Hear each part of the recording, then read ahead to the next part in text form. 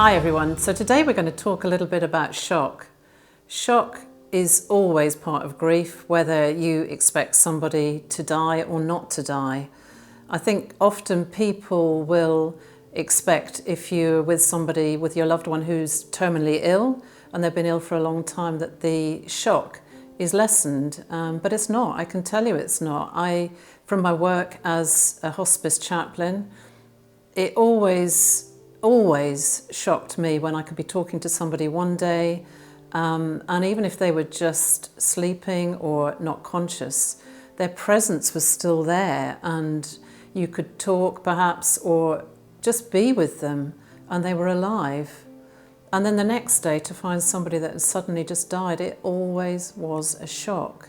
And I know from my own experience that the shock that I felt, even though first when I was young I knew my mother was ill, but when it happened it was still a shock. And even though I expected it, I saw it coming, I was with her the whole time, right through to when she actually died in my arms, it was still a shock. And shock has so many manifestations in our body, on our mind and our spirit.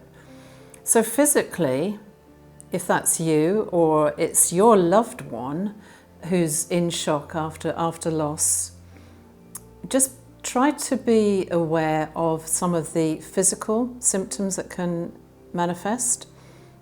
So physically there is usually a state of paralysis, in denial, a little bit of anesthesia, a feeling of being numb, a feeling of being disconnected from the world. It can feel a lot like fear, it can feel like anxiety, it can feel like confusion. Some people have difficulties sleeping, some people have difficulties with digestive problems. In your body it can manifest as pain. So there's so much pain after grief, physical pain, and that's something that I really wasn't prepared for myself.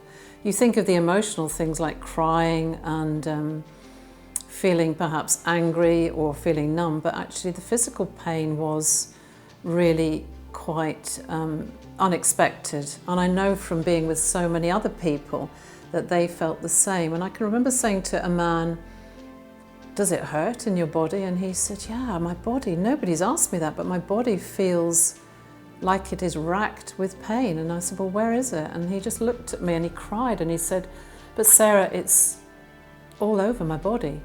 It's just pain." And so it is a physical thing. It's not just in our heart. It can be a physical outlet that grief has in your body. You might grind your teeth. You might have night terrors. But all of these things are very physical. And I can remember for me that what I really sensed was this disorientation and feeling that the earth was kind of shaking under my feet. It sounds very bizarre, but I can remember going into a shop and saying to my friend, "Do you feel like the floor is shaking?" And she said, "No." I said, "Oh, okay." But I could literally feel that there was like a tremor, and I guess my body in shock was tremoring. It was shaking. It felt like my whole world was shaking because it had fallen apart. And I kept that to myself after that because I thought maybe I'm just going crazy. But there was a feeling like the earth was kind of moving and shaking. It was very unstable underneath my feet. And the other physical symptom that I know a lot of people that I've worked with had was a very dry mouth.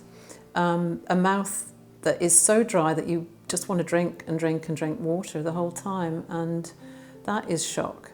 And that is your body trying to repair itself by flooding itself with water, and my doctor explained that to me. Sleep disturbances are very difficult to cope with in that first sudden time of shock, and when you can't sleep it's like a slow torture. And I can remember I had a very, very good doctor, and I can remember talking to him about that, and he said, "Why don't you just take some sleeping tablets?" And I was really against that. Really against medication, and then he said to me, "Well, what's your problem?" And I said, "Well, I'm scared. You know, I'd read about addiction to stuff like that. And he said, that's my job. Don't worry. What you need is sleep so that your brain will shut down, which will help your body and your mind start to recover. And so that's what I did. And it was actually a lifesaver just for a very short time to have some really deep, restful sleep. At least 4 hours was so helpful in those early stages. Emotionally, we know emotionally it affects us by crying, and cognitively it can really affect your decision making. So I can remember too being in a supermarket just trying to decide, small decisions were just really, really hard, trying to decide what to eat and just staring at a rail of ready-made dinners, and I just couldn't decide what to have. And in the end, I just forced myself to make decisions, any decision, because in fact I wouldn't have cared if I'd eaten cardboard. So, but I think in that stage, decisions are so difficult to make that other people don't really understand that, because you can't make a decision. So if you're that person with somebody in your family who is early bereaved, in that kind of shock denial state, don't expect them to make any decisions. You know, go and buy them 6 dinners, and so they can just choose what they want then at the end of the day, and that will be really helpful.